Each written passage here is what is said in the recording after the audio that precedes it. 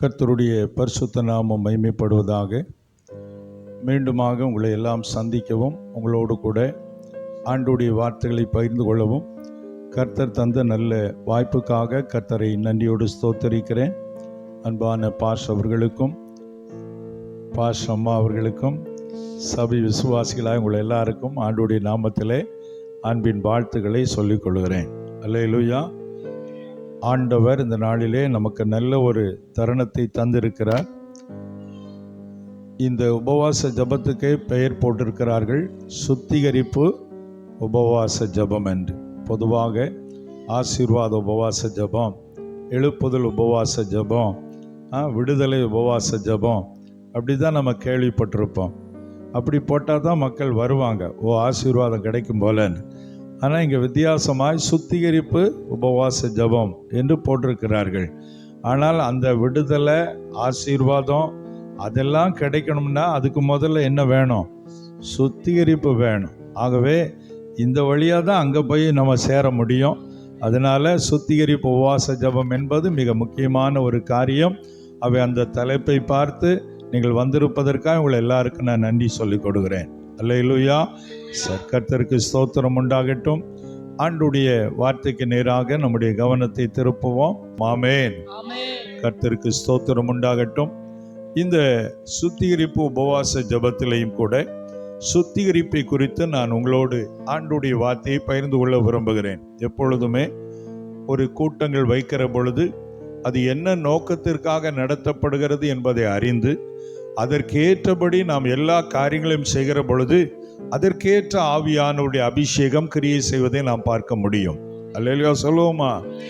ஆகவே நம்ம நோக்கம் இல்லாமல், சிலர் கூட்டத்துக்கு ஒரு தலைப்பு வச்சிருப்பாங்க, ஆனால் காரியங்கள் எல்லாம் சம்மந்தம் இல்லாமல் நடக்கும். அது ஒரு மனம் இருக்காது. அவை நம்ம தெளிவோடு எதையுமே செய்ய வேண்டும். ஆகவே இந்த ஊழியத்திலே நல்ல ஒரு தெளிவை ஆண்டவர் தந்து வழி நடத்தி வருகிறார். அதற்காக கர்த்தருக்கு ஸ்தோத்திரம். ஆண்டுடைய நாமத்தினாலே நம்ம சுத்திகரிப்புக்கு ஏற்ற ஜபங்களை நாம் ஏறெடுத்தோம். அதற்கேற்ற வார்த்தைகளை சொல்லி அன்பு மகள் நல்ல சுத்திகரிப்பு ஜபத்திற்குள்ளே நம்மை வழி நடத்தின கிருபைக்காய் கர்த்தருக்கு ஸ்தோத்திரம் உண்டாகட்டும். அதே போலவே தொடர்ந்து சுத்திகரிப்பு குறித்து நான் ஆண்டுடைய வார்த்தைகளை உங்களோடு பகிர்ந்து கொள்ள விரும்புகிறேன். இந்த சுத்திகரிப்பை குறித்து நான் யோசிக்கிற பொழுது பரிசுத்த ஆவியானவர் எனக்கு கொடுத்த ஒரு வார்த்தை, அதை நான் உங்களோடு பகிர்ந்து கொள்ள விரும்புகிறேன். 2 தீமோத்தேயு 2வது அதிகாரம் 21வது வசனத்தை நாம் ஒருவர் வாசிக்கலாம். 2 தீமோத்தேயு 2ஆம் அதிகாரம் 21வது வசனம். ஆகையால் ஒருவன் இவைகளை விட்டு தன்னை சுத்திகரித்து கொண்டால் அவன் பரிசுத்தமாக்கப்பட்டதும் எஜமானுக்கு உபயோகமானதும் எந்த நற்கிரியைக்கும் ஆயத்தமாக்கப்பட்டதுமான கனத்திற்குரிய பாத்திரமாய் இருப்பான். ஆமென். எல்லாரும் சேர்ந்து வாசிப்போமா? எல்லாரும் சேர்ந்து. இந்த வசனத்தை நீங்க உங்க மனசுல பதிக்கணும். இது ஒரு நல்ல ஒரு அற்புதமான வசனம். இது விசுவாசிகளுக்கு மாத்திரமல்ல, ஊழியர்களுக்கும் பிரயோஜனமான ஒரு வசனம். அவை நம்ம எல்லாரும் சேர்ந்து வாசிப்போம். வாசிக்கலாமா? ஆகையால் ஒருவன் இவைகளை விட்டு தன்னை சுத்திகரித்து கொண்டால் அவன் பரிசுத்தமாக்கப்பட்டதும் எஜமானுக்கு உபயோகமானதும் எந்த நற்கிரியைக்கும் ஆயத்தமாக்கப்பட்டதுமான கனத்திற்குரிய பாத்திரமாயிருப்பான். ஒருவன், அதாவது தேவனுடைய ஊழியக்காரன் ஒருவன் அல்லது தேவனுடைய பிள்ளை ஒருவன் தன்னை சுத்திகரித்து கொண்டால், இந்த உலகத்தில் உள்ள தேவையற்ற காரியங்களை விட்டு தன்னை சுத்திகரித்து கொண்டால் என்னெல்லாம் நடக்கும் அப்படிங்கிறது இந்த வசனத்துல சொல்றார். முதல்ல என்ன சொல்றாரு? அவன் பரிசுத்தமான பிள்ளையாய் மாற்றப்படுவான். ஆமென் சொல்லுவோமா? சுத்திகரிக்கப்படும் பொழுது நமக்கு கிடைக்கிற முதல் ஆசீர்வாதம் என்ன? பரிசுத்தம். எல்லாரும் சொல்லுங்க, பரிசுத்தம், பரிசுத்தம். அல்லேலூயா. அப்போ தேவன் நம்மை சுத்திகரித்து பரிசுத்தவான்களாய் மாற்ற விரும்புகிறார். 1 கொரிந்தியர் 6ஆம் அதிகாரம் 11வது வசனத்தை நீங்க வாசித்து பார்த்தால், உங்களில் சிலர் இப்படிப்பட்டவர்களாய் இருந்தீர்கள். எப்படிப்பட்டவர்களாய்? அதுக்கு முந்தின வசனங்களிலே அந்த காரியங்கள் எல்லாம் சொல்லப்பட்டிருக்கிறது. மோசமான ஜீவியமுள்ளவர்களாய் இருந்தீங்க. ஆனாலும் நமது தேவனுடைய ஆவியினாலும். அந்த வசனத்தை வாசிக்க கேட்போமா? 1 கொரிந்தியர் 6ஆம் அதிகாரம் 11ஆம் வசனம். உங்களில் சிலர் இப்படிப்பட்டவர்களாய் இருந்தீர்கள். ஆயினும் கர்த்தராகிய இயேசுவின் நாமத்தினாலும் நமது தேவனுடைய ஆவியினாலும் கழுவப்பட்டீர்கள், பரிசுத்தமாக்கப்பட்டீர்கள், நீதிமான்களாக்கப்பட்டீர்கள். ஒரு அல்லேலூயா சொல்லுங்களேன். அப்ப பாருங்க, சுத்திகரிக்கப்படும் போது எப்படி இருந்த மனுஷனுடைய வாழ்வை கர்த்தர் எப்படி மாற்றார் பாருங்க. எப்படி இருந்தீர்கள், அதுக்கு முந்தின 2 வசனத்தை வாசிக்குமா. நீங்களே அநியாயம் செய்கிறீர்கள், நஷ்டப்படுத்துகிறீர்கள், சகோதரருக்கும் அப்படி செய்கிறீர்களே. அநியாயக்காரர் தேவனுடைய ராஜ்யத்தை சுதந்தரிப்பதில்லை என்று அறியீர்களா? வஞ்சிக்கப்படாதிருங்கள். வேசி மார்க்கத்தாரும் விக்கிரக ஆராதனைக்காரரும் விபச்சாரக்காரரும் சுயபுணர்ச்சிக்காரரும் ஆண் புணர்ச்சிக்காரரும் திருடர் பொருளாசைக்காரர் வெறியர் உதாசீனர் கொள்ளைக்காரரும் தேவனுடைய ராஜ்யத்தை சுதந்தரிப்பது இல்லை. அப்படி சொல்லிட்டு தான் 11 சொல்றாரு, உங்களில் சிலர் இப்படிப்பட்டுள்ளா இருந்தீங்க. எப்படி இருந்தோம்? திருடர்களா இருந்தோம், பொருளாசைக்காரர்களா இருந்தோம், வெறியர்களா இருந்தோம், விக்கிரக ஆராதனைக்காரர்களா இருந்தோம், வேசித்தன பாவத்தை உடையவர்களா இருந்தோம். இப்படியெல்லாம் இருந்த நம்மைத்தான் இயேசுடைய இரத்தத்தினால் கழுவி இருக்கிறார், அவருடைய ஆவியினால் கழுவுகிறார், அவருடைய பிள்ளைகளாய் நம்மை மாற்றுகிறார். அல்லேலூயா. பரிசுத்தவான்களாய் மாற்றுகிறார், நீதிமான்களாய் மாற்றுகிறார். அல்லேலூயா.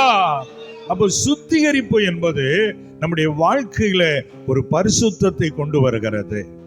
ஒரு நேரம் நாம் அப்படி இருந்தோம், இப்ப அப்படி இருக்கிறோமா? இல்ல. ஆமென் சொல்லுங்களேன். இப்ப நம்மை கர்த்தர் மாற்றி இருக்கிறார். ஏன்? நம்மளுடைய ரத்தத்தினால் கழுவி சுத்திகரித்து இருக்கிறார். அதனாலதான் நம்ம சொல்ற, நான் ரட்சிக்கப்பட்டவன், நான் ரட்சிக்கப்பட்டவள், இயேசுவின் ரத்தத்தால் கழுவி இருக்கிறார். பழையவை ஒளிந்தன, எல்லாம் புதிதாய் மாறின. ஆனாலும் வாழ்க்கையில அவ்வப்பொழுது பழசனை மட்டும் கொஞ்சம் கொஞ்சம் என்ன செய்யும்? எட்டி பார்க்கும். கொஞ்சம் கொஞ்சம் என்ன செய்யும்? எட்டி பார்க்கும். அது எட்டி பார்க்கும்போது மறுபடியும் நம்ம ஒரு சுத்திகரிப்பு ஜபத்தை போட்டு மறுபடியும் நம்மை சுத்திகரித்துக் கொள்ளும் போது அந்த கிரியைகள் எல்லாம் அழிக்கப்படுகிறது, நாம் மேலும் மேலும் பரிசுத்தமாக்கப்படுகிறோம். அல்லேலூயா சொல்லுங்க. சாம் ஜபத்தர் அண்ணன் ஒரு கதை ஒன்று சொன்னாங்க. அவங்க வாழ்ந்த காலத்தில் இந்த பாடியை சுடுகாடில் கொண்டு போய் எரிப்பாங்க. சில பாடியை கிறிஸ்தவத்தின்படி எரிக்க மாட்டோம், நம்ம அடக்கம் பண்ணுவோம். ஆனால் புறஜாதியார் அப்படி செய்வாங்க. அப்படி எரிக்கும் போது அந்த அக்னி வர வர வர சும்மா இருக்கிற பாடி அப்படியே புஷ்ஷுன்னு வயிறெல்லாம் வீங்கி ஊத ஆரம்பிக்கும். அப்போ சாதாரண பாடி பெருசா மாறின உடனே அங்க ஒருத்தர் நிற்பாரு, அந்த பாடியை கவனிச்சு மெயின்டைன் பண்றவர். பக்கத்தில் நீளமா ஒரு தடியை வச்சிருப்பாரா, அந்த தடியை கொண்டு வயிற்றுல டபார்னு அடிப்பாராம். அந்த பாடியில் அடிச்ச உடனே அது மறுபடியும் சாதாரணமா மாறிடுமா. மறுபடியும் தீய போட்டவன கொஞ்ச நேரத்துல மறுபடி வீங்குமா, மறுபடி கொண்டு அடிப்பாரா. கடைசியில முற்றிலுமா எரிக்கிற வர அந்த கோலை அவர் பத்திரமா வச்சிருப்பான்னு சொன்னாங்க. ஏதை சொன்னாருன்னா, எப்படி அந்த பாடியில அக்னி போட்ட உடனே அது ஊத ஆரம்பிச்சு வீங்குதோ, அதே போல நம்முடைய மாம்சிக மனுஷன்லையும் திடீரென உலகம் நம்ம ஆட்கொண்டு அப்படியே பழைய பாவம் அப்படியே எந்திரிச்சு வர பார்க்கும். அப்போ அவன் தடியை கொண்டு அடிச்ச மாதிரி உபவாசம் என்ற தடியை போட்டு அந்த மாம்சத்தை 4 சாத்து சாத்துனா அது அடங்கி போயிரும். ஒரு அல்லேலூயா சொல்லுங்க. அதனாலதான் இந்த உபவாச ஜபத்துக்கு என்ன ஜபம்? சுத்திகரிப்பு உபவாச ஜபம். எல்லாரும் தடியோட வந்திருக்கோம். ஒரு அல்லேலூயா சொல்லுங்க. யார் அடிக்கிறதுக்கு? நம்ம மாம்சத்தை அடிக்கிறதுக்கு. ஒரு அல்லேலூயா சொல்லுங்க. ஆமா, வேற யாரும் அடிக்கிறதுக்கு இல்ல. உபவாசத்தோடு தானே வந்திருக்கிறீங்க. தடினா அது ஒரு பவர், அது ஒரு ஆயுதம், அது ஒரு வல்லமையான காரியத்தை கர்த்தர் நமக்கு தந்திருக்கிறார். அப்போ நீங்க 3 மணி நேரம் உபவாசம் பண்ணி ஆண்டவர் சமூகத்துல ஜெபத்துல வேதத்துல அப்படி தியானித்து ஜெபிக்க பாருங்க, உங்களை அறியாமலே இந்த மாம்ச கிரியைகள் அழிக்கப்படும். ஒரு சுத்திகரிப்பு நமக்குள்ளே உண்டாக ஆரம்பிக்கிறது. அதனாலதான் இது சுத்திகரிப்பு உபவாச ஜபம். சரி, அப்ப இந்த 1 தீமோத்தேயு 2:21 படி ஒருவன் சுத்திகரிக்கப்பட்டால் அவன் பரிசுத்தமான பாத்திரமாய் மாற்றப்படுறான். அப்ப நம்ம சுத்திகரிப்பு ஏன் வைக்கிறோம்? நம்ம எப்படி மாறணும்? பரிசுத்தமா மாறணும். சரி, நம்ம தான் ரட்சிக்கப்படும் போது பரிசுத்தம் ஆயிட்டோமே, பரிசுத்தமாக்கப்பட்டீர்கள் அப்படித்தானே இருக்கு. படுவீர்கள் இல்ல, பட்டீர்கள்னா பொதுவாக ஒரு பரிசுத்தத்தை நமக்குள்ள தந்துட்டாரு. ஆனா பின்பு எதுக்கு நம்ம சுத்திகரிப்புக்கு ஜெபம் பண்ணணும்? இதுல ஒரு பெரிய உபதேச குழப்பங்கள் சமுதாயத்தில் இருக்கிறது. சிலர் ஆவிக்குரியவர்கள் என்ன சொல்றாங்கன்னா, நம்ம ரட்சிக்கப்படும் போதே பூரணமா பரிசுத்தமாக்கிட்டாரு, அதனால இனிமே நம்ம பரிசுத்தத்துக்காக ஜெபம் பண்ண வேண்டியதே இல்ல, இனிமே சுத்திகரிப்புக்கு ஜெபம் பண்ண வேண்டியதே இல்ல, அப்படி சொல்லக்கூடிய போதனை இருக்கிறது. அது தவறான ஒரு போதனை. ஒரு ஆமேன்னு சொல்லுங்க. இங்கதான் நமக்குள்ளே தெளிவு வேணும். நம்மை உலகத்தில் இருந்து நம்மை சுத்திகரித்த அவருடைய பிள்ளைகளாக நீதிமான்களா மாற்றி விட்டது உண்மைதான். வெளிப்படுத்தும் விசேஷம் 22ஆம் அதிகாரத்துல 11ஆம் வசனம், அங்கே ஒரு வார்த்தை இயேசு சொல்லுகிறார், பரிசுத்தம் உள்ளவன் இன்னும் பரிசுத்தமாகட்டும். ஆமென் சொல்லுங்களேன். அப்போ பரிசுத்தத்துல இன்னும் நிறைய லெவல் இருக்குன்னு அர்த்தம், அப்படிதானே? ஒரு ஆமென் சொல்லுங்க. பரிசுத்தமாக்கப்பட்டிருக்கிறது உண்மைதான், ஆனா பரிசுத்தத்தில் இன்னும் நிறைய லெவல் இருக்கு. அதனாலதான் 2 கொரிந்தியர் 7ஆம் அதிகாரம் 1ஆம் வசனத்தை வாசிக்க கேட்போம். 2 கொரிந்தியர் 7ஆம் அதிகாரம் 1வது வசனம். இப்படிப்பட்ட வாக்குத்தத்தங்கள் நமக்கு உண்டாயிருக்கிறபடியினால் பிரியமானவர்களே, மாம்சத்திலும் ஆவியிலும் உண்டான எல்லா அசுசியும் நீங்க நம்மை சுத்திகரித்துக் கொண்டு பரிசுத்தமாகுதலை தேவ பயத்தோடே பூரணப்படுத்த கடவோம். அல்லேலூயா சொல்லுங்க. பிரியமானவர்கள், இது யாருக்கு எழுதுறாரு? அதே கொரிந்தியருக்கு தானே சொன்னார் 1 கொரிந்தியர் 6ல பரிசுத்தமாக்கப்பட்டீர்கள் என்று. இப்ப அதே கொரிந்தியருக்கு தான் இங்க என்ன எழுதுறாரு? நம்ம பரிசுத்தமாகுதலை பூரணப்படுத்த கடவோம், சுத்திகரித்து கொண்டு. அப்படின்னா என்ன அர்த்தம்? எங்க நேத்து குளிச்சோம், முந்த நாள் குளிச்சோம், இன்னைக்கும் குளிக்கணுமா வேணாமா? சிலர் சொல்லுவாங்க, பல்லு விளக்கலையா, நான் நேத்தே விளக்கிட்டேன் அப்படிம்பாங்க. பார்த்துருக்கீங்களா? ஆமா, நான் நேத்தே விளக்கிட்டேன், நான் இவ்வளவு நாளும் பல்ல விளக்கிட்டு தான் வர்றேன். நீ இவ்வளவு நாள் விளக்குனாலும் இன்னைக்கும் விளக்கணும். ஒரு அல்லேலூயா சொல்லுங்க. நீ டெய்லி குளிச்சாலும் இன்னைக்கும் குளிக்கணும். அதே போலத்தான் பரிசுத்தம். நீ எவ்வளவுதான் ரட்சிக்கப்பட்டிருந்தாலும், நீதிமானா இருந்தாலும், கர்த்தருக்குள்ள எவ்வளவுதான் நீ வளர்ந்திருந்தாலும், இன்றைக்கும் நீ சுத்திகரிக்கப்பட வேண்டும் என்று கர்த்தர் விரும்புகிறார். உன் பழைய பரிசுத்தம் போதாது, பரிசுத்தத்தில் அடுத்த லெவலுக்குள்ள நீ கடந்து வா என்று கர்த்தர் நம்மை பார்த்து அழைக்கிறாரு. அல்லேலூயா. இந்த சத்திய நிறைவேறலை தெரியாதனால நிறைய ஒரு பரிசுத்தத்துக்கே ஜெபம் பண்றதே இல்ல. நான் தான் ரட்சிக்கப்பட்டேனே, நான் தான் பரிசுத்தம் ஆயிட்டேனே என்று சொல்லுவார்கள். பரிசுத்தமாக்கப்பட்டது உண்மைதான், இன்னும் அடுத்த லெவல் இருக்கு பிரதர், இன்னும் நிறைய லெவல் இருக்கு சிஸ்டர். அதனால பூரணத்தை நோக்கி நீ கடந்து வா, இன்னும் ஒன்ன சுத்திகரிக்கப்பட ஒப்புக்கொடு என்று கர்த்தர் சொல்லுகிறாரு. அல்லேலூயா. அப்போ பரிசுத்தத்திலே நிறைய லெவல் இருக்கிறது. அப்போ நம்ம பரிசுத்தத்துல ஒரு முறை பரிசுத்தமாக்கப்பட்டுட்டோம்னா அதிலே பூரணமாகிவிடவில்லை. எப்போ நம்ம பூரணம் மாறுமோ அப்போ கர்த்தர் நம்மளை இங்க வச்சிருக்க மாட்டார். இனி பூமியில இருக்க வேண்டிய ஆள் இல்ல தம்பி, நீ எங்க வந்துரு. ஆமா, பூரணம் ஆயிட்டன்னா நீ மேல வந்துரு மகளே, இங்க நீ இருக்க வேண்டாம், நீ அடுத்தவனுக்கு எடுத்துடக்கூடாது, அதனால மேல வந்துருன்னு கூப்பிட்டுருவாரு. அதனால உலகத்துல வாழ்ற வரை நாம் பரிசுத்தத்திலே குறைவுள்ளவர்கள் தான். அதை நாம் சுத்திகரிப்பை மேலும் மேலும் செய்யும் போதுதான் அடுத்தடுத்த லெவலுக்கு நம்மை கொண்டு போவார். ஹல்லேலூயா சொல்லுங்க. அப்போ பரிசுத்தத்திலே இன்னும் நீங்க வளரணும்னு கர்த்தர் விரும்புறார். அப்போ இந்த சுத்திகரிப்பு ஜெபம் இதோட முடிஞ்சிட்டா இன்னைக்கோட இல்ல, நாளைக்கு செய்யணும், நாளை மறுநாள் செய்யணும். ஆமென் சொல்லுங்க. நேத்து சாப்பிட்டோம், இன்னைக்கு சாப்பிடாம இருக்க முடியுமா? ஃபாஸ்டிங் முடிச்சோடனே என்னதான் செய்யணும்? சாப்பிடத்தான் செய்யணும். இதே போலதான் ஸ்பிரிச்சுவல்ல சுத்திகரிப்பு என்பது நாம் தொடர்ந்து செய்து கொண்டிருக்கணும்னு கர்த்தர் விரும்புகிறார். அப்போ சுத்திகரிக்கப்பட என்ன நடக்கும்? அந்த பாத்திரம் இன்னும் தூய்மையானதாய் மாறுகிறது. நான் 4 வருஷத்துக்கு முன்னால இருந்த மாதிரி இன்னைக்கு இல்லை. ஏன்னா எனக்குள்ளே மாற்றங்களை கர்த்தர் தந்து கொண்டே இருக்கிறாரு. ஆகவேதான் பரிசுத்தமாக்கப்படும்படி சுத்திகரிப்பை கர்த்தர் நமக்கு தர. 2 தீமோத்தேயு 2:21. ஆகையால் ஒருவன் இவைகளை விட்டு தன்னை சுத்திகரித்துக் கொண்டால் அவன் பரிசுத்தமாக்கப்பட்டதும், முதல்ல பரிசுத்தமான பாத்திரமாய் மாறுகிறான். இரண்டாவது எஜமானுக்கு உபயோகமானதும். ஆமா, ரெண்டாவது அந்த பாத்திரம், சுத்திகரிக்கப்பட்ட பாத்திரம் எப்படி மாறுது? எஜமான்னா யாரு? எஜமானனே என் இயேசு ராஜனே. இப்ப எஜமானா யாரு? ஏசப்பா. ஒரு அல்லேலூயா சொல்லுங்க. நம்ம ஆண்டவர். அல்லேலூயா சொல்லுங்க. அவர்தான் முதலாளி. இந்த நிருபத்தை தீமோத்தேயு என்ற ஊழியக்காரருக்கு எழுதுறார். அப்ப ஊழியக்காரனாலே கர்த்தருடைய வேலைக்காரர். அதனால அவருக்கு எழுதும் போது நீ சுத்திகரிக்கப்பட்டா முதலாளிக்கு பிரயோஜனமான வேலைக்காரனா இருப்பாய். ஆமென் சொல்லுங்க. அப்போ நிறைய பேர் நம்ம ஜெபிப்போம், கர்த்தாவே என்னை பயன்படுத்தும். அப்போ பயன்படுத்தணும்னா நம்ம பாத்திரம் எப்படி இருக்கணும்? சுத்திகரிக்கப்பட்டாதான் பயன்படுத்துவோம். ஆமென் சொல்லுங்க. தண்ணி குடிக்க போறீங்க, முதல்ல பாத்திரத்தை என்ன செய்வீங்க? அழுக்கு இருக்கா, தூசி கிடக்கா, கிளியரா இருக்கா பார்த்துட்டு தானே யூஸ் பண்ணுவீங்க. ஒரு அல்லேலூயா சொல்லுங்க. சும்மா அந்த போய் மோந்து குடிச்சீங்கன்னா வாயில வச்ச உடனே பூ அப்படின்னு துப்புவாங்க. ஏன்? உள்ள ஏதோ கடந்திருக்கு, கவனிக்காத குறைவு. அப்ப நாமளே சுத்தமான பாத்திரத்தை என்ன செய்வோம்? பயன்படுத்துவோம். அதுவும் பொருட்கள் எதுவோ அதை பொறுத்து அந்த பாத்திரம் இருக்க வேண்டும். வீட்டுல கருவாட்டு பாத்திரத்தில் கொண்டு பாலை ஊத்துவீங்களா? ஏன் ஊத்தி தான் பாருங்களேன். ஏன் ஊத்த மாட்டீங்க? பால் என்ன ஆகி போவோம்? நாரி போவோம். அதனால்தான் தேவன் நம்மை பால் ஊற்றி பயன்படுத்தக்கூடிய ஒரு பாத்திரமா மாற்ற நினைக்கிறாரு. ஆனா நம்ம வாழ்க்கை, நம்ம இருதயம் கருவாட்டு பானை மாதிரி இருக்கு. ஒரு அல்லேலூயா சொல்லுங்க.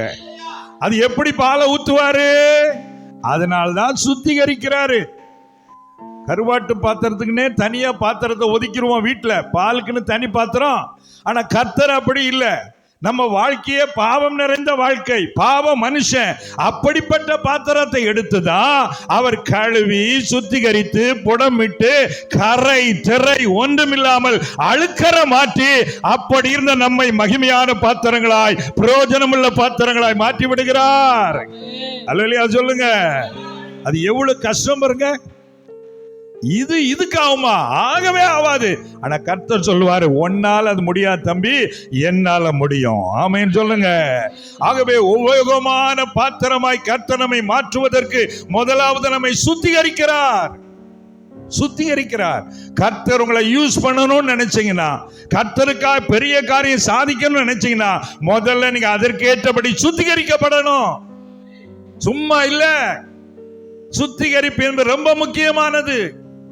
எனக்கன்பான கர்த்தருடைய பிள்ளைகளே, தேவ தாசர்களே, ஊழியம் செய்கிற சகோதர சகோதரிகளே, என்னை ஏன் கர்த்தர் பயன்படுத்தல, எனக்கு ஏன் ஊழியத்துல பிரகாசம் இல்லைன்னு கேட்டீங்கன்னா, உங்களுக்கு கர்த்தர் சொல்றார், நீ உன்னை சுத்திகரிக்கப்பட ஒப்புக்கொடு, நான் உன்னை பயன்படுத்துவேன். அல்லேலூயா. சுத்திகரிக்கப்பட்ட பாத்திரத்தை தான் கர்த்தர் பயனுள்ள பாத்திரமாய் மாற்றுகிறார். எந்த பாத்திரத்தையும் எப்படி மாத்திடுவார் கர்த்தர்?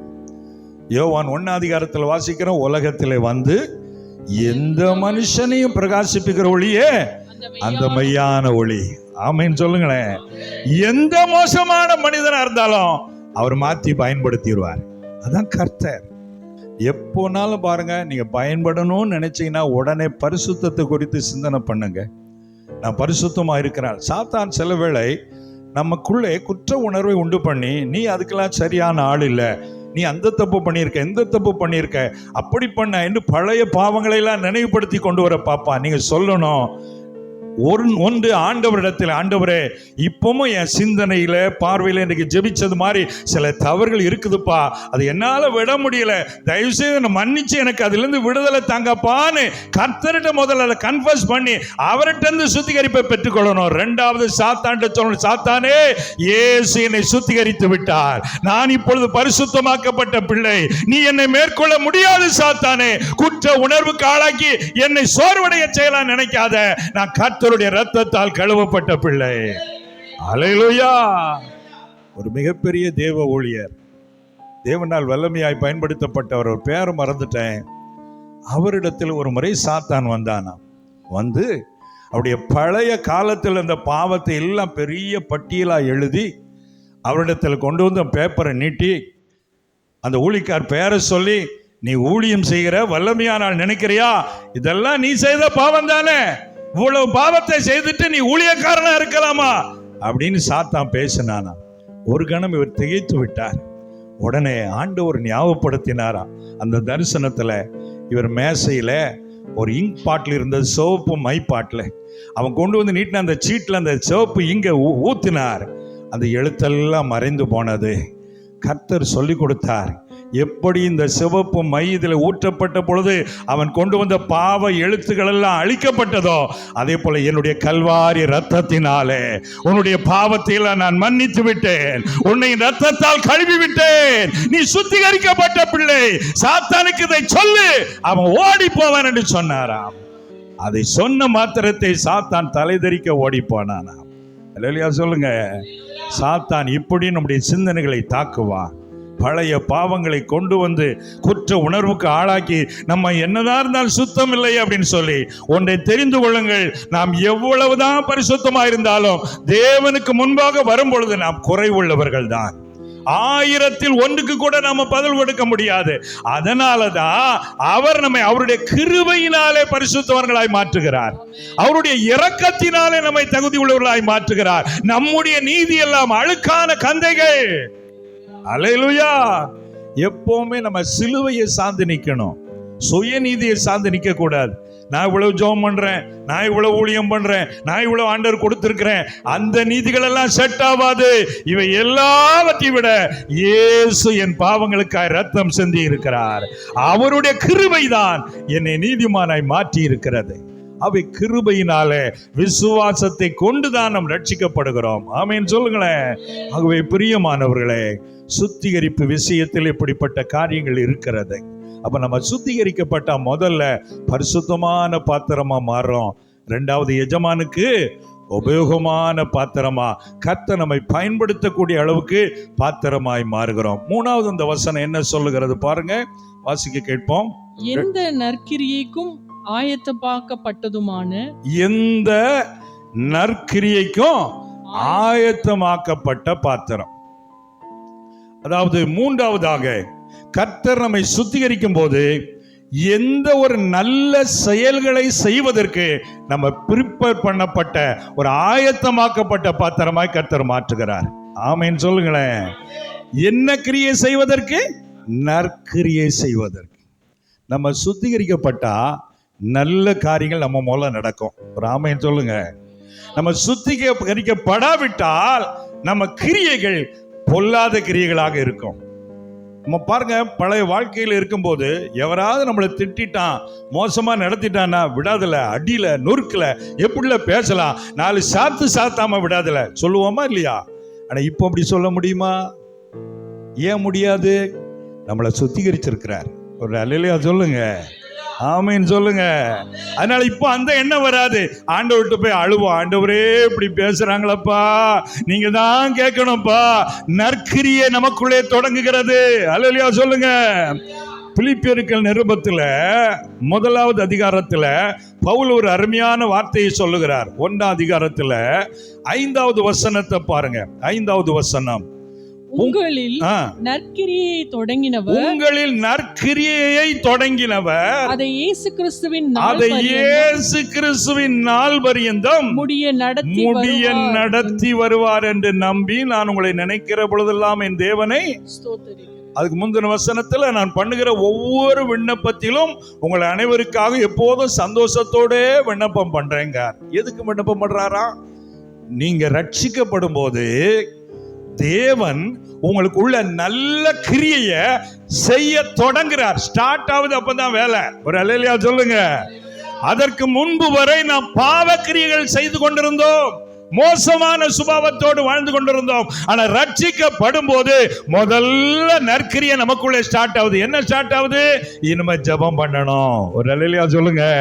இனிமே பைபிள் படிக்கணும், இனிமே ஆண்டவருக்கு ஏதாவது செய்யணும், இனிமே தப்பு பண்ணக்கூடாது, இனிமே ஆண்டவருக்கு பிரியமில்லாத செய்யக்கூடாது, இனிமே பொய் பேசக்கூடாது. அப்ப நம்ம ரட்சிக்கப்படும் போதே நமக்குள்ள என்ன கிரியை தொடங்குது? நற்கிரியை. இதுல இருந்துதான் ஒரு பாட்டு பாடி இருக்கிறார். அதாவது என்னில் நற்கிரியை தொடங்கினவர். அது நல்ல அருமையான பாட்டு. இப்போ பாட்டு படிக்கிற மூடு வரல. ஒரு அல்லேலூயா சொல்லுங்க. சரி, பிரியமான கர்த்தருடைய பிள்ளைகளே, அப்போ நற்கிரியை நமக்குள்ளே தொடங்கி வேலை செய்து கொண்டே இருக்கிறது. அப்ப நம்ம சுத்திகரிக்கப்பட இந்த வேலையை செய்யணுமா? இந்த மகன் அதுக்கு ப்ரீப்பரா இருக்கிறான். ஒரு அல்லேலூயா சொல்லுங்களேன். இப்போ உங்களை கொண்டாந்து இங்க விட்டா இந்த மாதிரி பிரசங்கம் பண்ணிருப்பீங்களா? ஏன் முடியாது? உங்களுக்கு 2 கால் தானே இருக்கு, 2 கை தானே இருக்கு. ஒரு அல்லேலூயா சொல்லுங்க. எனக்கு 4 காலா இருக்கு, ஏன் முடியல? புரியுதா? இப்போ உங்களுக்கு விளக்குறதுக்காக சொல்றேன். அப்போ கர்த்தர் எங்களை அதற்கேற்றபடி சுத்திகரிச்சு வச்சிருக்கிறாரு, அதற்கு ஆயத்தமா இருக்கிறான்னு தான் இந்த நற்கிரியை என் மூலமா செய்யப்படுகிறது. ஆமென் சொல்லுங்க. அப்ப நீங்க அதுக்கு ஆயத்தமா, சுத்திகரிக்கப்பட்டா பிரசங்கம் எப்படி பண்ணுவது, அதை எப்படி ஆயத்தமாக்குவது, பிரசங்கம் செய்வதற்கு ஏற்றபடி நம்முடைய வாழ்க்கை எப்படி இருக்க வேண்டும், இதெல்லாம் நீங்க ப்ரிப்பேர் ஆக ஆக ஆக அந்த நற்கிரியை உங்கள் மூலமாக கர்த்தர் செயல்படுத்த வல்லவராய் இருக்கிறார். ஃபார் எக்ஸாம்பிளுக்கு தான் அப்படி சொல்ற பிரசங்கத்தை. இதே மாதிரி ஒரு நல்ல காரியம், ஒரு பெரிய பிரச்சனையா இந்த ஆள் அனுப்புங்க, கச்சிதமா முடிச்சிட்டு வருவார். ஆபிரகாம் வீட்டில் ஏறக்குறைய 300க்கும் மேற்பட்ட கைபிடிந்த வேலைக்காரர் இருந்தாங்க. லோத்துக்கு விரோதமா அந்த மக்கள் தேசத்தில் யுத்தம் நடந்த போது ஆபிரகாம் இந்த 300 பேரை கூட்டு போய் தான் அடிச்சு யுத்தம் பண்ணி எல்லாத்தையும் திருப்பிட்டு வந்தாரு, அப்படித்தானே? ஆனா ஈசாக்குக்கு பொண்ணு பார்க்க போகும்போது யார் அனுப்புனாரு? அது தெரிஞ்சா நான் இங்க வந்து உட்கார்ந்துருக்கேன் அப்படிங்கிற மாதிரி பாக்கீங்க எல்லாரும். ஒரு அல்லேலூயா சொல்லுங்க. ஆபிரகாம் ஈசாக்கு பொண்ணு பார்க்க யார் அனுப்புனாரு? எனக்கு பொண்ணு பார்க்க யாராவது இருந்தா சொல்லுங்க பிரதர், அப்படி சொல்றீங்களா? சரி, கர்த்தருக்கு ஸ்தோத்திரம். பிரியமானவர்களே, யார் அனுப்புனாரு? பைபிள் நிறைய வாஸ்தாதான் சுத்திகரிப்பு நிறைய உண்டாகும். நான் அப்புறம் சொல்றேன். ஒரு அல்லேலூயா சொல்லுங்க. பிரியமானவர்களே, யார் அனுப்புனாரு? எலியேசர் அனுப்புனார். ஏன் எலியேசர் அனுப்புனாரு? எலியேசர் தான் நம்பிக்கைக்கு பாத்திரமானவர். பொண்ணை போய் அழைச்சிட்டு வர சொன்னா பொண்ணை பத்திரமா கூட்டிட்டு வருவார். சரியில்லாத ஆள் அனுப்புனா பொண்ணை அவர் கல்யாணம் பண்ணிட்டு போயிடுவார். ஆமாவா இல்லையா? புரியுதா இப்ப உங்களுக்கு? அப்ப கர்த்தர் நம்மளை சுத்திகரிப்பது ஏன்? இந்த மாதிரி அப்பா ஒரு காரியம் நடத்தணும், நீ தான் அதற்கு சரியான ஆயத்தமான ஆளு. ஒரு அல்லேலூயா சொல்லுங்க. எனக்கு அன்பானவர்களே, தேவனும் ஒவ்வொரு திட்டத்தை வைத்திருக்கிறார், ஒவ்வொரு மனிதனை தேடுகிறார். இந்த மனிதன் அதற்கேற்றபடி சுத்திகரிக்கப்பட்டிருக்கிறானா? இந்த மகள் அதற்கேற்றபடி சுத்திகரிக்கப்பட்டிருக்கிறார்களா?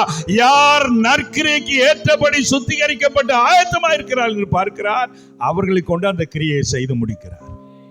அல்லேலூயா, கர்த்தருக்கு ஸ்தோத்திரம். இந்த ஊழியத்தை கர்த்தர் முன்பதாகவே திட்டமிட்டு விட்டார். எப்போதுமே ஒரு மனிதனை குறித்து பிறப்பதற்கு முன்பதாகவே ஆண்டவர் திட்டம் போட்டுருவாரு. ஆமென் சொல்லுங்க. கர்த்தருக்கு மகிமை உண்டாகட்டும். அப்ப இந்த ஊழியத்துல யார பாஷுக்கு துணையா கொடுத்தா ஊழியம் நல்லபடி நடக்கும்னு ஒரு திட்டம் போட்டிருக்காரு. ஒரு அல்லேலூயா சொல்லுங்க. ஆமென் சொல்லுங்க. அதற்கேற்றபடி அங்க வாலிப வயசுலயே மகளை கர்த்தர் என்ன செஞ்சிட்டாரு?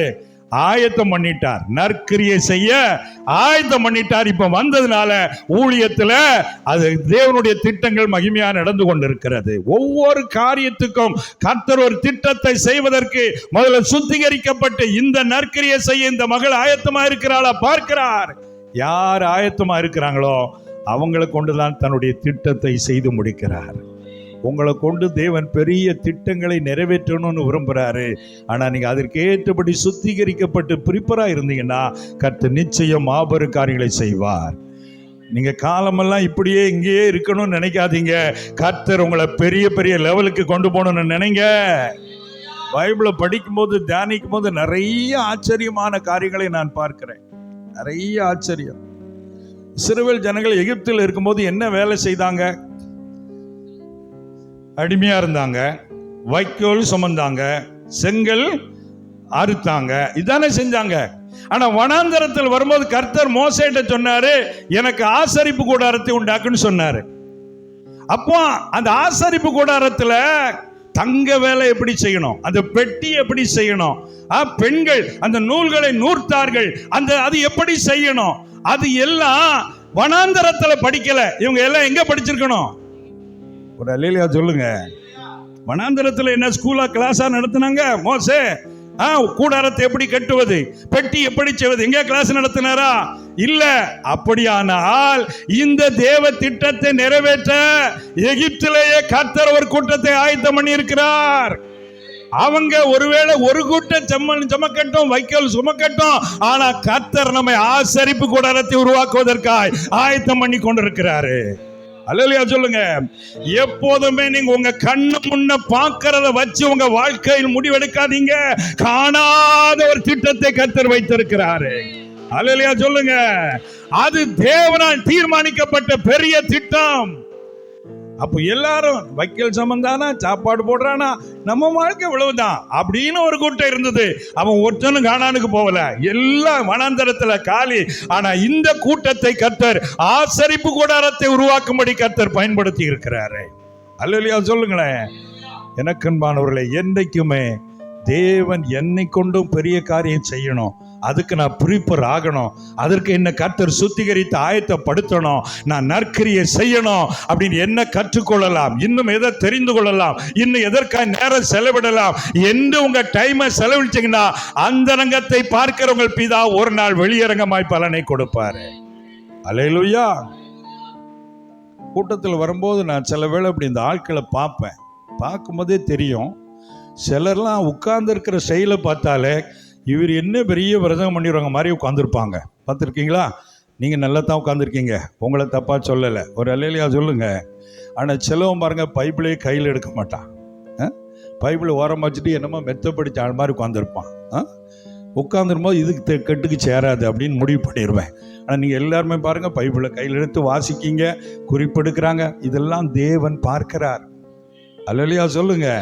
சும்மா தேவன் எவரையும் ஆசீர்வதிப்பதில்லை, ஆசீர்வதிக்காமல் விடுவதும் இல்லை. அல்லேலூயா சொல்லுங்க. ஒவ்வொரு காரியத்தை தேவன் பார்க்கிறார், ஒவ்வொரு காரியத்தை கர்த்தர் செலக்ட் பண்றாரு. கர்த்தருக்கு ஸ்தோத்திரம். அப்போ உங்க வாஞ்சை என்ன, உங்க தாகம் என்ன, வேதத்தை எவ்வளவு நேசிக்கிறீங்க, ஜெபத்துக்கு எவ்வளவு முக்கியத்துவத்தை கொடுக்கிறீங்க, உங்க மனசு ஆண்டவர் பக்கமா எவ்வளவு ஈர்க்கப்பட்டிருக்கிறது, தேவனுக்காக எந்த தியாகத்தையும் செய்ய ஆயத்தமா இருக்கிறீங்களா, கஷ்டமானாலும் சோதனையானாலும் இயேசு போதும் நிக்கிறீங்களா, இதெல்லாம் கர்த்தர் பார்த்து தான் சுத்திகரித்து உங்களை ஆயத்தப்படுத்துகிறார். இதெல்லாம் கர்த்தர் எனக்கு வெளிப்படுத்தினார். அதனால நான் பார்த்தேன், நம்ம எப்பவுமோ யாரை தான் பிரியப்படுத்தணும். அல்லேலூயா சொல்லுங்க. அவர் ஒரு நாள் நம்ம கைவிட மாட்டார். நீங்கள் தம்முடைய நாமத்திற்காக அன்புள்ள பிரயாசத்தை மறந்து விடுகிறதற்கு தேவன் அநீதி உள்ளவர் அல்லவே. நீங்க ஆண்டவருக்காக கொடுக்கிறது, ஜெபிக்கிறது, கஷ்டப்படுறது, நிந்த வாங்குறது எல்லாத்தையும் கர்த்தர் கணக்கில் வச்சிருக்கிறாரு. நீங்க அதிலேயே உங்க பரிசுத்தத்தை, உங்க ஜெப வாழ்க்கை, உங்க சுத்திகரிப்பு கண்டுகொண்டே இருந்தீங்கன்னா, அதை ஃபாலோ பண்ணிக்கிட்டே இருந்தீங்கன்னா, உங்களை ஏற்ற வேளையில நற்கிரியை செய்ய ஆயத்தமானப்பட்ட உடனே உங்களுக்கு ஏற்ற ஒரு பிளானை கொடுத்து உங்களை யூஸ் பண்ண ஆரம்பிப்பாரு. அல்லேலூயா. 4வது அந்த வசனத்தை வாசிப்போம். 2 தீமோத்தேயு 2:21 முதல்ல இருந்தே வாசிப்போம். ஒருவன் இவைகளை விட்டு தன்னை சுத்திகரித்துக் கொண்டால் அவன் பரிசுத்தமாக்கப்பட்டது. முதல்ல பரிசுத்தம் எஜமானுக்கு உபயோகமானது, இரண்டாவது எஜமானுக்கு உபயோக பயனுள்ள பாத்திரம், எந்த நற்கிரியைக்கும் ஆயத்தமாக்கப்பட்டது, மூணாவது நல்ல கிரியைகள் செய்ய ஆயத்தமாக்கப்படுகிறான், நாலாவதாக கனத்துக்குரிய பாத்திரமாய் இருப்பான். ஒரு அல்லேலூயா சொல்லுங்க. இங்கிலீஷ் பைபிள் இருக்கா இல்லையா மொபைல்ல? சரி இருக்கா, வாசிங்களா? அதே வார்த்தை இங்கிலீஷ்ல என்ன சொல்லியிருக்குன்னு பாருங்க. கனத்துக்குரிய பாத்திரமா இருப்பான். சரி சரி, அப்புறம் தேடி எடுத்து வைங்க. பைபிளை படிக்கும்போது பாருங்க, கனத்துக்குரிய பாத்திரம்னா ஹானரபிள் வெசல். ஹானரபிள்னா என்னது? எங்களை பார்த்த உடனே எல்லாருமே ஸ்தோத்திரம் பாஸ்டர், நல்லா இருக்கீங்களா பாஸ்டர் அப்படின்னு ஏன் சொல்றீங்க? ரோட்டில் போகிற பிச்சைக்காரனை பார்த்து பாஸ்டர், பிரைஸ் ராட் பாஸ்டர், பிச்சை எடுக்க வந்தீங்களா பாஸ்டர், நான் நிறைய வச்சுருக்கேன் பாஸ்டர் அப்படி சொல்லுவீங்களா? ஏன் சொல்ல மாட்டீங்க அவனை பார்த்து? அப்போ எங்களுக்குன்னு ஒரு கனம் இருக்குதா இல்லையா? ஒரு அல்லேலூயா சொல்லுங்க, ஆமேன் சொல்லுங்க. அப்போ கனத்துக்குரிய பாத்திரம் இப்ப நிறைய லெவல் இருக்கு. கர்த்தர் ஒரு மனிதன் தன் வாழ்வை சுத்திகரிக்கப்பட ஒப்பு கொடுத்தால் அவனை ஹானரபிள் போஸ்ட்ல கொண்டு வைப்பாரு. கை தட்டி அல்லேலூயா சொல்லுங்க. நல்ல லெவல்ல கொண்டு வைப்பாரு. அவனை சாதாரணமா வச்சிருக்க மாட்டாரு. அவன் கனமான பாத்திரம். அல்லேலூயா. அப்படி மாறணும்னு நம்மளுக்கு ஆசை இருக்கா? சீப்பா மாறணும் விரும்புறீங்களா, பெஸ்டா மாறணும் விரும்புறீங்களா? அல்லேலூயா சொல்லுங்க. பெஸ்டா இருக்கணும் விரும்புறீங்களா, ஒஸ்டா இருக்கணும் விரும்புறீங்களா? அதுக்கு வைப்பார் அவர் டெஸ்ட். அல்லேலூயா. ஆமா, பெஸ்ட் ஒஸ்ட் பெஸ்டா மாத்திரக்கு கர்த்தர் வைக்கிறதா என்னது? டெஸ்ட். அல்லேலூயா சொல்லுங்க. அதுல தான் இருக்கு ட்விஸ்ட். கர்த்தருக்கு ஸ்தோத்திரம். அப்போ அந்த டெஸ்ட்ல நீங்க பாஸ் பண்ணி வந்தாதான் என்ன போர்ஷனுக்குள்ள போக முடியும்? ஹானரபிள் போஸ்டுக்குள்ள கர்த்தர் உங்களை கொண்டு வருவாரு. அல்லேலூயா, கர்த்தருக்கு ஸ்தோத்திரம். அப்ப சுத்திகரிப்பின் மூலமா என்னென்ன ஆசீர்வாதம் வசனம் எவ்வளவு அருமையா சொல்லி இருக்கு பாருங்க. அப்ப எல்லா ஊழியக்காரர்களையும் ஏன் மதிப்பதில்லை ஜனங்கள்? எல்லா ஊழியர்களும் ஏன் உயர்ந்த நிலைக்கு வருவதில்லை? தேவன் எதிர்பார்க்கிற அளவு ஆயத்தம் இல்லை. தேவன் எதிர்பார்க்கிற அளவு வாழ்க்கை சுத்திகரிப்பு இல்லை. அப்ப யார் சுத்திகரிக்கப்பட இந்த அளவுக்கு ஒப்பு கொடுக்கிறாங்களோ அவங்கள பரிசுத்தமாக்கி பயனுள்ளதா மாற்றி நற்கிரியை செய்ய ஆயத்தமாக்கி கடைசியில் ஒரு ஹை லெவல்ல கொண்டு போய் வைப்பாரு. ஆமென் சொல்லுங்க. ஆமென். யாரெல்லாம் ஹை லெவலுக்கு போகணும்னு விரும்புறீங்க வாழ்க்கையில? பிரதர், எனக்கு 60க்கு மேலாச்சு, இனிமே எங்க ஹை லெவலு? பிபி ஹை ஓவரா இருந்தா ஆவாம இருந்தா சரிதான். ஒரு அல்லேலூயா சொல்லுங்களேன். அப்படின்னு நினைக்கிறீங்களா? பிபி ஹை ஆவாது, உங்க லைஃப் ஹையா மாற போகுது. மோசையை 80 வயசுல தான் கர்த்தர் ஊழியத்தை கொடுத்தாரு. ஆமென் சொல்லுங்க. மோசே கர்த்தர் நிமித்தமாக எகிப்திய அரண்மனை வாழ்க்கையே விட்டுட்டு ஆடு மேய்க்கிறவனா வந்துட்டான். அவன் அங்க இருந்தா அவனுக்கு ராஜாத்தி இளவரசி மனைவியா வந்திருப்பா. ஒரு அல்லேலூயா சொல்லுங்க. ஆனா மோசே ஊழியம் செஞ்சிருக்க மாட்டான், அவ இழுத்துட்டு போயிருப்பா. அதனாலதான் கர்த்தர் அவனை அங்கிருந்து தூக்கி உனக்கு மனைவி ஆடு மேய்க்கிறவதான். ஒரு அல்லேலூயா சொல்லுங்க. எதுக்கு? ஊழியம் போறா ஆடு மேய்க்கிற இடத்துல தான், வனாந்தரத்துல தான். அப்போ ஒழுங்காவ கூட வந்தாளா? அப்போ தேவனுடைய திட்டம் என்பது வித்தியாசமானது. அதுக்காக மோசே குறையா வைக்கல. அதே அரண்மனையில கொண்டு போய் நிறுத்தி பார்வோனைய நடுங்க வைத்து எகிப்து தேசமே மோசே என்ற பேரை காட்ட அலறும்படி கர்த்தர் கனமுள்ள பாத்திரமாய் நிறுத்தினார். அல்லேலூயா. எந்த சாணத்தை விட்டு அவன் இறங்கி வந்தானோ அதே சாணத்துல சவால் விடும்படி கர்த்தர் மாற்றினார். பொறுமையா இருங்க, கர்த்தர் உங்க லெவல வேறவா மாத்த போறாரு. அல்லேலூயா. அல்ற சில்ற அற்ப சொப்பம் எல்லாம் கேலி பண்ற மாதிரி இப்ப இருக்கு வாழ்க்கை. அப்படிதான் நினைக்கீங்க. லெவல கர்த்தர் மாத்த போறாரு. ஆமென். அல்லேலூயா. கர்த்தர் என்னை மேன்மையாக வைப்பார், நான் கலங்கிடவே மாட்டேன். பாடுவோமா? கர்த்தர் என்னை மேன்மையாக வைப்பார், நான் கலங்கிடவே மாட்டேன். ஆமென். அப்போ நம்மளை கனமான பாத்திரமா. அல்லேலூயா. சில ஆட்கள் சொல்லுவாங்க தெரியுமா, அவரு வெயிட்டான ஆளு சொல்றீங்க, கேட்டு கேள்விப்பட்டிருக்கீங்களா? இவர் வெயிட்டான ஆள் கூடவே தான் வருவார். பார்த்துருக்கீங்களா? உங்களுக்கு தெரியலங்க, எல்லாரை விட வெயிட்டான ஆள் தான் நீங்க கூட வச்சிருக்கீங்க. ஆமாவா இல்லையா? கர்த்தர் என்ன குறைஞ்ச ஆளா? உலகத்தையே படைச்சவரு. வெயிட்டான ஆள்னா பாடி அப்படின்னு நினைச்சிடக்கூடாது. நான் அந்த வெயிட்டை சொல்லல. வாழ்க்கையில கனம் ஹை லெவல்ல உள்ள கர்த்தரே நம்மோடு கூட இருக்கிறார். அல்லேலூயா சொல்லுங்க. சின்னவனை 1000 மாற்றுகிறவர். அல்லேலூயா. சிறியவனை புழுதியிலிருந்து உயர்த்துகிறவர். உங்களை உயர்த்தாம இருப்பாரா? சுத்திகரிப்புக்காக ஜெபிக்கிற உங்கள் வாழ்வை கனமுள்ள வாழ்வை கர்த்தர் மாற்ற போகிறார். அல்லேலூயா. கர்த்தருக்கு மகிமை உண்டாகட்டும். அப்போ சுத்திகரிப்பு என்பது ஆவிக்குரிய வாழ்விலே ரொம்ப ரொம்ப முக்கியமானது. சொல்லுங்க. சுத்திகரிப்பு என்பது எனக்கு அப்புறம் வாங்க, நீங்க அட்வான்ஸா போதீங்க. சொல்லுங்க. சுத்திகரிப்பு என்பது ஆவிக்குரிய வாழ்வில் ரொம்ப முக்கியமானது. அல்லேலூயா. இன்னொன்னு சொல்லட்டுமா? சுத்திகரிப்பு பட்டால் தான் எங்க போக முடியும்? தீட்டுள்ளதையும் பொய்யையும் அருவருப்பும் நடப்பிக்கிறமாக ஒன்றும் அதில் பிரவேசிப்பது இல்ல. வெளிப்படுத்தின 21:27 சொல்கிறது. எபிரேயர் 9:23 சொல்கிறது. பரலோகத்தில் உள்ளவைகள் இவைகளில் விசேஷித்த பலிகளினாலே சுத்திகரிக்கப்பட வேண்டியதாமே. சுத்திகரிக்கப்பட்டாதான் எங்க போக முடியும்? சுத்திகரிக்கப்படாம உங்க வீட்டுக்கு போயிடலாம், ஆனா அந்த வீட்டுக்கு போக முடியாது. ஒரு அல்லேலூயா சொல்லுங்க. அப்ப சுத்திகரிப்பு பரலோகம் செல்வதற்கு ரொம்ப முக்கியம். சுத்திகரிக்கப்படட்டா என்ன நடக்கு? பைபிள் அதையும் சொல்லுது பாருங்களேன். வேதத்தில் வாசிங்க. சுத்திகரிக்கப்படாவிட்டால் 2 பேதுரு 1:9 இவைகள் இல்லாதவன் எவனோ இவைகள் இல்லாதவன் எவனோ அவன் முன் செய்த பாவங்கள் அற அவன் முன் செய்த பாவங்கள் அற தான் சுத்திகரிக்கப்பட்டதை மறந்து கண் கண் சொருகி போன குருடனாய் இருக்கிறான். சுத்திகரிப்பை இழந்தவன் கண் சொருகி போன குருடனாய் இருக்கிறான். நான் கழுவப்பட்ட ஆளு, நான் ரட்சிக்கப்பட்ட ஆளு, நான் ஆண்டுடைய பிள்ளை, இதை மறந்து சுத்திகரிக்கப்பட்டதே ஒருத்தன் மறந்துட்டான்னா எது சொருகிறமா? கண் சொருகிறனா எப்படி? தூக்கம் வரும்போது அப்படி ஆம 2ஆம் வானத்தில் இந்த மாதிரி யாரு நீங்களா வந்திய, நான் அவன்லாம் நினைச்சேன் சொல்லுவோம் பார்த்தீங்களா? ஆளே மாத்திடுவான். ஆமா, அதே மாதிரிதான் வாழ்க்கையில இருக்கிற ஆவிக்குரிய பார்வை மங்கி போகும். ஆவிக்குரிய பார்வை நாம் இழந்து போய் விடுவோம். சுத்திகரிக்கப்படாவிட்டால் ஆவிக்குரிய பிரகாசம் நமக்கு மங்கி போய்விடும். அந்த நிலைக்கு நம்ம போயிடக்கூடாது. ஒரு அல்லேலூயா சொல்லுங்க. அடுத்தால இன்னொரு முக்கியமான காரியம், சுத்திகரிப்பு என்பது sanctification is a long term process. அல்லேலூயா சொல்லுங்க. not a short term process. என்ன ப்ராசஸ்? Long term. கல்யாணம் பண்றீங்க, அது என்ன டேர்ம் ப்ராசஸ்? ஒரு அல்லேலூயா சொல்லுங்க.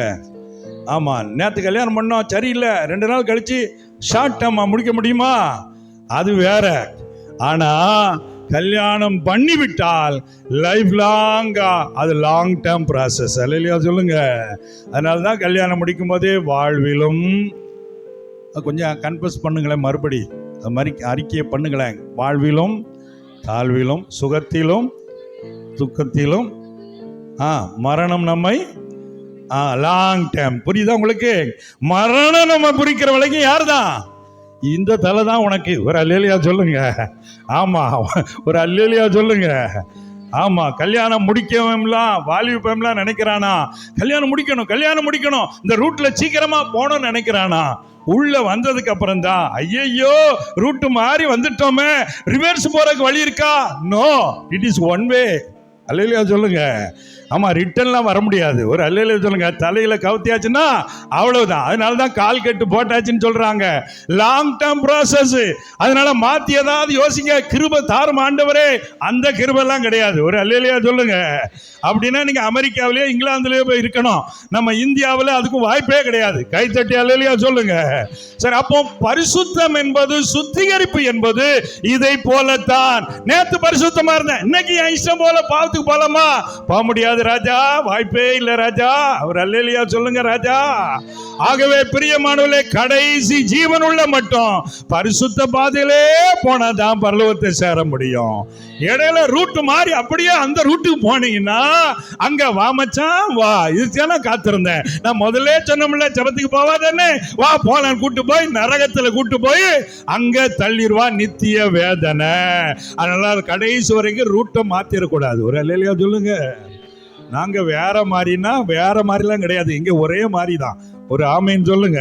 கர்த்தருடைய பரிசுத்த பாதையில தான் நம்ம போக வேண்டும். ஆகவே பிரியமானவர்களே, பரிசுத்தம் என்பது ஷார்ட் டைம் அல்ல, அது லாங் டேர்ம் ப்ராசஸ். அது கடைசி வரை ஃபாலோ பண்ணிக்கிட்டே இருந்தாதான் கர்த்தருடைய சமூகத்தில் போய் சேர முடியும். சரி, இந்த இவ்வளவு பெரிய மகிமையான சுத்திகரிப்புக்காக தேவன் என்ன செய்தார் தெரியுமா?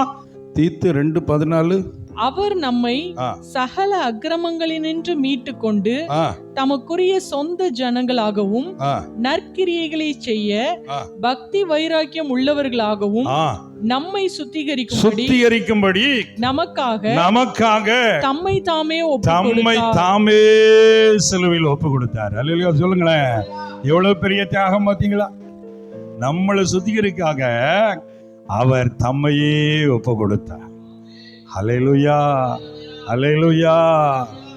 எங்களை வாழ வைக்க சிலுவையில் தொங்கி நீர். அப்ப நம்ம சுத்திகரித்து பரிசுத்தமாக்கி எஜமானுக்கு உபயோகமான பாத்திரமா மாற்ற எந்த கடையில சோப்பு வாங்கி சுத்திகரிக்கப்பட முடியாது, எந்த நதியில போய் குளிச்சாலும் சுத்திகரிக்கப்பட முடியாது.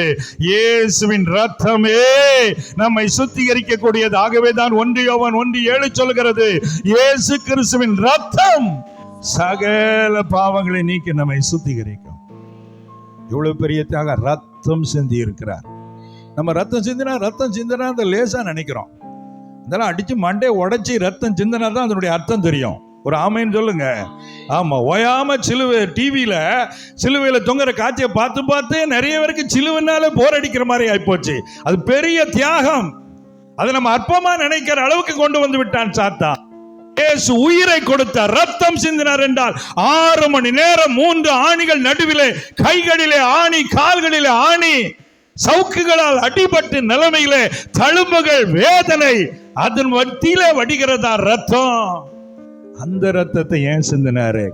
உங்களை என்னை சுத்திகரிப்பதற்காக. எவ்வளவு பெரிய தியாகம், சாக்ரிஃபைஸ். அப்போ இயேசு அவ்வளவு பெரிய தியாகம் பண்ணி தான் நம்மளை சுத்திகரித்திருக்கிறார். அல்லேலூயா. இந்த சுத்திகரிப்புல சரியான சுத்திகரிப்பு இருக்கு, தவறான சுத்திகரிப்பு இருக்கு. அதை மாத்திரம் சொல்லிட்டு நம்ம ஜெபிக்கலாம். சரியான சுத்திகரிப்பு, தவறான சுத்திகரிப்பு. சிலர் சுத்திகரிப்புனா கோயிலில் போய் மொட்டை போட்டு வந்தா சுத்திகரிக்கப்பட்டேன், பாவமெல்லாம் போயிட்டு அப்படின்னு சொல்லி நினைக்கிறாங்க. நடக்குதா இல்லையா? பைபிளில் பவுல் 2 தடவை மொட்டை போட்டிருக்காரு. அப்படி 2 தடவை மொட்டை போட்டிருக்காரு. எங்கெல்லாம் இருக்கு? அப்போஸ்தலர் 18ஆம் அதிகாரம் 18ஆம் வசனத்தில் இருக்கு, நோட் பண்ணிக்கோங்க. 21ஆம் அதிகாரம் 24ஆம் வசனம் 26ஆம் வசனத்தில் இருக்கு.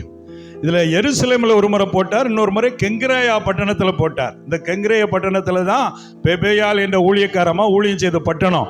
அந்த அம்மா நல்ல ரிச் ஃபேமிலி, ஊழியங்களுக்கு உதவியா இருந்தவங்க. அவங்க பட்டணத்தில் தான், அது ஒரு துறைமுக பட்டணம், தூத்துக்குடி மாதிரி. அங்கதான் இந்த பவுல் மொட்டை போட்டிருக்கிறார், ஒரு பிரார்த்தனை, ஒரு பொருத்தனை பண்ணி. அதனால எந்த பிரயோஜனமும் இல்லை. அடுத்து எருசலேமுக்கு வர்றாரு. அங்க உள்ளவங்க சொல்றாங்க, நீர் புறஜாதி மத்தியில பிரசங்கம் பண்றதுனால உம குறிச்சு யூதர் எல்லாம் ரொம்ப கோபத்துல இருக்காங்க. நீர் இந்த தலைச்சவரம் பண்ணிட்டு பொருத்தனை நிறைவேற்றினீர்னா உம ஆபத்துக்கு தப்பிச்சாலும் நினைக்காங்க. மொட்டை போட்டும் தப்பிக்கப்படல. ஒரு அல்லேலூயா சொல்லுங்க. மொட்டை போட்டு காப்பாற்றப்பட முடியாது. ஒரு அல்லேலூயா சொல்லுங்க. ஆமா, கர்த்தர் முடியை அல்ல, அவர் உள்ளத்தை கேட்கிறவர். ஆமென். முடியை கேட்டா கொடுத்துருவான், தலையை கேட்டா கொடுப்பானா? நம்ம ஆளு ஒன்னே ஒன்று தானே இருக்கு, அதை எப்படி கொடுக்க முடியும்? பாருங்க, எது ஈஸியோ அதை கடவுள் கொடுத்துருவான். மனுஷன் காணிக்கையா கொடுத்துருவான். ஆனா உன் உள்ளத்தை கொடு, அது வேற ஒரு ஆளுக்கெல்லாம் கொடுத்து வச்சிருக்கேன், செத்தாலும் அவளை மறக்க முடியலையே அப்படின்பா. கர்த்தருக்கு சோத்திரம். பிரியமானவர்களே, கர்த்தர் அந்த இருதயத்தை தான் எனக்கு தானே கேட்கிறார். எனக்கு அன்பானவர்களே, சுத்திகரிப்பிலே தவறான சுத்திகரிப்பு இருக்கிறது. மொட்டை போட்டா சுத்திகரிப்பு நினைக்கிறது, ட்ரெஸ் கலரை மாத்திட்டா சுத்திகரிப்பு நினைக்கிறது, மீசை எடுத்துட்டா சுத்திகரிக்கப்பட்ட நினைக்கிறது, மீசையும் தாடி சேர்த்து எடுத்துட்டா அது இன்னும் பரிசுத்தம் நினைக்கிறேன், இல்ல 2 சேர்த்து வச்சுட்டா அது நாங்க பரிசுத்தம் நினைக்கிறேன். நிறைய தவறான முறை இருக்கிறது. இது எல்லாம் சுத்திகரிப்பு அல்ல. மார்க் 7ஆம் அதிகாரத்துல வீட்டுல போய் படிச்சு பாருங்க, அதுல இருக்குது. யூதர்கள் தங்களை சுத்திகரிப்பதற்காக கடைக்கு போனாலும் வெளியே எங்க போயிட்டு வந்தாலும் வீட்டுல தொட்டி வச்சிருப்பாங்க. அந்த தொட்டியில தண்ணி இருக்கும். அதுல கை காலை கழுவாம ஸ்நானம் பண்ணாம வீட்டுக்கு போய் சாப்பிட மாட்டாங்க, கை கழுவாம சாப்பிட மாட்டாங்க. பாடியை சுத்தமா வச்சிருக்கிற சுத்திகரிப்பு இருந்தது. ஆனா இயேசு அவங்களுக்கு புதிய சுத்திகரிப்பு, சரியான சுத்திகரிப்பை சொல்றாரு.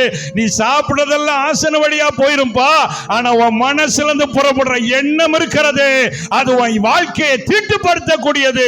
அவ இருதயத்தை சுத்திகரிப்பு ஒப்புக்கொடுன்னு கர்த்தர் சொல்றாரு. ஆமென் சொல்லுங்க. போலியான சுத்திகரிப்பு நம்ம சடங்காச்சாரங்களை கடைபிடிப்பது. அந்த நதியில போய் குளிச்சா சரியாயிரும், இந்த காரியத்தை இப்படி செஞ்சா சரியாயிரும், ட்ரெஸ்ஸை மாத்து, முடி செயலை மாத்து, இதெல்லாம் ஏமாத்துற வேலை. உண்மையான சுத்திகரிப்பு என்பது இருதயம் இயேசு ரத்தத்தால் கழுவப்பட்டு அழுக்குகளான தவறான சிந்தனைகள், எண்ணங்கள் அதெல்லாம் வெளியேற்றப்பட்டு இயேசு விரும்புகிற அளவு இருதயம் மாறுது பாருங்க, அதுதான் சரியான சுத்திகரிப்பு. அதான் மார்க் 7ஆம் அதிகாரம் முழுதும் சொல்லுவார். நீங்க எல்லா காரியங்களும் சடங்காச்சாரம் செய்றீங்களப்பா, ஆனா அம்மா அப்பாவை கவனிக்கீங்களா? பெற்றோரை கனப்படுத்துறீங்களா? கேட்டா அதுக்கும் குர்பான் ஒரு காணிக்கை வச்சுட்டான் யூதரு. குர்பான் காணிக்கை கொடுத்தா பெற்றோர் கவனிக்கண்டா, அந்த பாவம் அந்த காணிக்கையில போயிருமா? கர்த்தர் அதை கண்டிக்கிறார். மாயான சுத்திகரிப்பு. தாயும் தகப்பனும் கனம் பண்ணுங்க அப்படின்னு சொல்லதை பார்க்கிறோம். அப்போ நடைமுறை வாழ்க்கையிலே தேவ அன்பை காண்பித்து இருதயத்திலே சுத்திகரிப்பை, தூய்மையை காட்டுவதுதான் தேவன் எதிர்பார்க்கிற சரியான சுத்திகரிப்பு. அல்லேலூயா. சிலர் ஒரு ஞானஸ்நானத்துக்கு 2 ஞானஸ்நானம் 3 ஞானஸ்நானம் கொடுக்குற ஆட்கள்லாம் இருக்கிறாங்க. அந்த சபையில் கொடுத்த செல்லாது. இங்க வேற ஞானஸ்நானம், அப்பதான் சுத்திகரிப்பு. தவறான உபதேசங்கள். தேவன் இருதயத்தை பார்க்கிறார். ஆமென் சொல்லுங்களேன். சரியான விதத்திலே நாம் சுத்திகரிக்கப்பட வேண்டும். மார்க்கு 7ஆம் அதிகாரத்தில் இப்படி இருக்கு. சரி, யோவான் எழுதின சுவிசேஷத்துல 2ஆம் அதிகாரம் 6வது வசனத்தை வாசிங்கன்னா அங்க எப்படி இருக்கு? யோவான் 3:25 வாசிமா. 3ஆம் அதிகாரம் 25ஆம் வசனம். அப்பொழுது யோவானுடைய சீஷரில் சிலருக்கும் யூதருக்கும் சுத்திகரிப்பை குறித்து வாக்குவாதம் உண்டாயிற்று. எதை குறித்து வாக்குவாதம் உண்டாயிற்று? அவன் ஒரு சுத்திகரிப்பு சொல்றான், இவன் ஒரு சுத்திகரிப்பு சொல்றான். என்ன பிரச்சனைன்னா, யோவான் ஸ்நானகன் தேவனால் அனுப்பப்பட்டவன், எல்லாரும் ஞானஸ்நானம் எடுத்தாங்க. அவங்களுக்கு செய்தி போது இயேசு ஞானஸ்நானம், இவர் இப்படி ஞானஸ்நானம் கொடுக்கலாம், அது சரியான சுத்திகரிப்பு இல்லை, வாக்குவாதம். இது எதுக்குப்பா நமக்கு வம்புன்னு அவர் ஆண்டவர் இடத்தை காலி பண்ணிட்டு கலீலியாவுக்கு போக புறப்பட்டார். போற வழியில தான் சமாரியா வழியா போறாரு. அங்கதான் கிணத்தண்டையில் உட்கார்ந்துருக்கும்போது சமாரிய ஸ்திரியை வர சந்திச்சு அவன் மூலமா அந்த ஊரையே ஆதாயம் பண்ணிட்டார். நீ ஞானஸ்நானம் கொடுக்க, நான் ஆத்மாவை ஆதாயம் பண்றேன். ஒரு அல்லேலூயா சொல்லுங்களேன். தேவன் எப்போதுமே ஆத்மா ஆதாய பணியில கவனமா இருக்கிறார். வாக்குவாதம் நமக்கு தேவை கிடையாது. ஒரு அல்லேலூயா சொல்லுங்களேன். யாராவது வாக்குவாதம் பண்ணானா 1-2 தடவை பதில சொல்லுங்க, இல்லைன்னா விட்டுட்டு போயிட்டே இருங்க. நமக்கு வாக்குவாதம் செய்வதே நமக்கு வேலை கிடையாது. ஆகவே வாக்குவாதம் அவங்க வருவதற்கு காரணம், யோவான் அவங்க விசுவாத்தாங்க, இயேசுவை அவங்க ஏற்றுக்கொள்ளல, அதனால பிரச்சனை வந்தது. ஆனால் ஆண்டவர் சரியான சுத்திகரிப்பு என்றால் என்ன என்பதை அங்கே தெளிவாய் சொல்லி கொடுக்கிறதை பார்க்கிறோம். கடைசியாக நம்ம சுத்திகரிக்கப்பட வேண்டிய இன்னொரு ஏரியா இருக்குது. அது மாத்திரம் வசனத்தை வாசி கேட்போம். எபிரேயர் 9ஆம் அதிகாரம் 14ஆம் வசனம். எபிரேயர் 9:14 வாசிங்க, நம்ம ஜெபிக்கலாம். 9:14. நித்திய ஆவியினாலே தம்மை தாமே பழுதற்ற பலியாக தேவனுக்கு ஒப்பு கொடுத்த கிறிஸ்துவினுடைய ரத்தம் ஜீவனுள்ள தேவனுக்கு ஊழியம் செய்வதற்கு உங்கள் மனசாட்சியை செத்த கிரியைகள் அற சுத்திகரிப்பது எவ்வளவு நிச்சயம். அப்போ பழைய ஏற்பாட்டின்படி ஆடு மாடு பலி செலுத்தும் போது சரீர சுத்தி அது உண்டு பண்ணினது. சாம்பலை தெளிச்சு தண்ணீர்ல நீந்தி மூழ்கி, அதாவது தண்ணீர்ல அவங்க ஞானஸ்நானம் எடுத்துக்கொள்ளும் போது அது சரீரத்துல சுத்திகரிப்பு உண்டு பண்ணது. ஆனா கர்த்தர் சொல்றார், மனசாட்சி சுத்திகரிக்கப்படணும். ஆமேன்னு சொல்லுங்களேன். உன் மனசாட்சி கூர்மையா இருக்கான்னு எப்பவும் பார்க்கணும். ஒரு காரியத்தை நேர்மையா பார்க்கக்கூடிய அளவுக்கு இருக்கணும். மாமியார் அப்படின்னு சொல்லும்போது பொதுவா சொல்றேன், மருமகளுக்கு ஒரு நீதி, மகளுக்கு ஒரு நீதி, அப்படி இருக்கக்கூடாது. மனச்சாட்சி ரிப்பேர்ல இருக்குன்னு அர்த்தம். ஒரு அல்லேலூயா சொல்லுங்க, ஆமேன்னு சொல்லுங்க. பழமொழி இருக்கு பாருங்க, மாமியார் உடைச்சா மண் கோடம், மருமக உடைச்சா அது ஏன் அப்படி? மனச்சாட்சி ரிப்பேர்ல இருக்குன்னு அர்த்தம். ஒரு அல்லேலூயா சொல்லுங்க. அப்ப கர்த்தர் நம்மோடு எப்படி பேசுகிறார்? மனசாட்சியில. குஷ்டரோகிகள் 4 குஷ்டரோகிகள் சீரிய பட பொருளாம் கிடக்க எடுத்து வைக்கிறான். அப்போ அவனுக்குள்ள மனச்சாட்சியில கர்த்தர் பேசுறாரு, நாம் செய்கிறது சரியில்லை, தேசமே பட்டினி கிடக்கு, நீ ஒளிச்சா வைக்க. ஒரு அல்லேலூயா சொல்லுங்க. உடனே போய் சொன்னாங்களா? எப்போதுமே தேவன் நம்மோடு இடைபடுகிற முக்கியமான ஏரியா மனசாட்சி. அல்லேலூயா. அப்போ உங்க மனசாட்சியை சுத்தமா வைத்துக் கொள்ளுங்க. மனசாட்சிக்கு விரோதமாய் தவறு செய்யாதீங்க. அதுல கிளியரா இருந்தீங்கன்னா ஆவியானவர்களோடு இடைபடுவார், உங்களை கனத்துக்குரிய பாத்திரமாய் மாற்றுவார். ஜெபிக்கும்படி எழுந்து நிற்போமா?